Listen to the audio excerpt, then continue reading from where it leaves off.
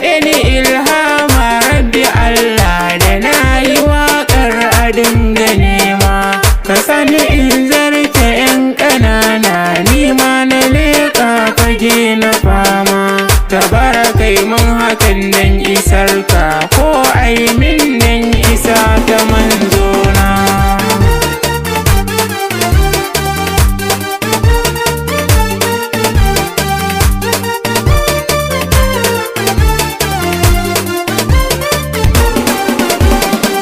Amarya ango na zo gare ku, aure ku kai don ku raya sunna.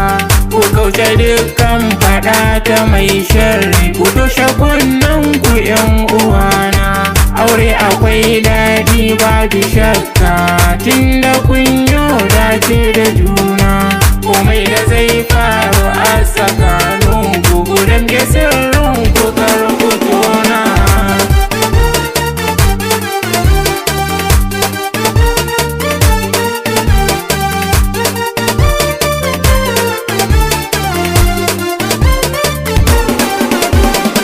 Hawa'u ni zana ba da shaida, Aminu mai kirki ne aboki.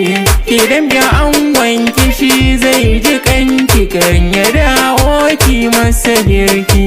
Hawa'u ke ɗin akwai basira, uwa uba a fage na girki. Ke zaki zamto uwa ga 'ya'yansa, duka soyayya sai ki nuna.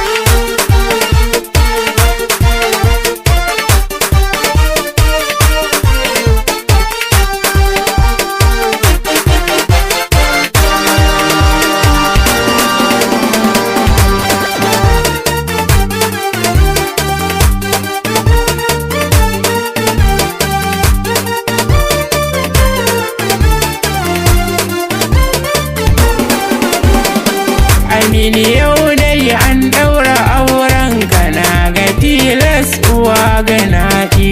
Martabar ka ta ƙara faɗi, don a yanzu ka zamsa dauki. Ka rike Hawa'u kai mata adalci, domin abunta ka zama sarki.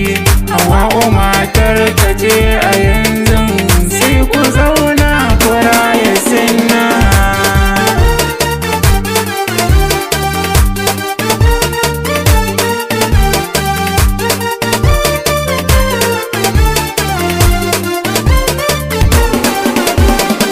Hawa'u yau za ki haɗa kayan ki, gidan Madina ki za ki tare.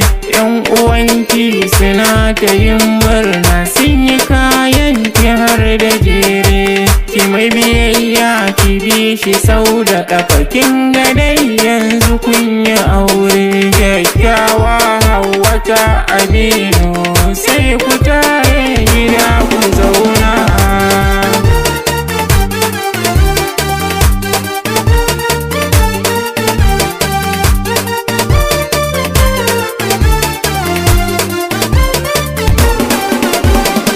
Bara na sanya bokan ango, na kirki akwai amana. Ciki sitilas na samu bara, yana da kirki kara ya nuna. Sannan na sa sai ɗallahi nawa, ɗanɗan mutunci akwai amana. Sannan na sanyo sai da mai gashi, ɗan amana kara ya nuna.